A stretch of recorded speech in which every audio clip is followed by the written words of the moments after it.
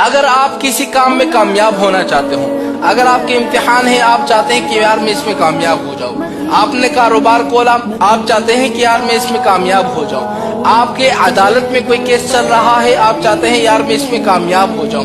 یعنی زندگی کے فیلڈ میں اگر آپ کوئی بھی کام کر رہے ہوں، اگر آپ چاہتے ہو یار میں فلاں چیز میں کامیاب ہو جاؤں، میرا یہ کام ہو جائے، ایک ایسی دعا بتلانے لگا ہوں جو کہ رسول اللہ صلی اللہ علیہ وسلم کی بتلائی ہوئی دعا ہے،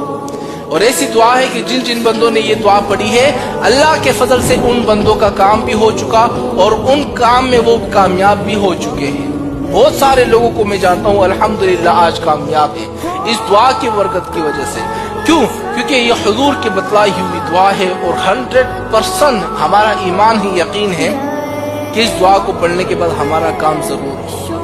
آپ کسی جاب کے لیے گئے، آپ چاہتے ہیں یار میں اس جاب میں کامیاب ہو جاؤں، آپ کسی انٹرویو کے لیے چلے گئے، آپ چاہتے ہیں یار میں اس انٹرویو میں کامیاب ہو جاؤں، ایک مرتبہ اس دعا کو پڑھ لو، آپ کا سارا کام بھی ہو جائے گا، آپ اس چیز میں کامیاب بھی ہو جائیں گے۔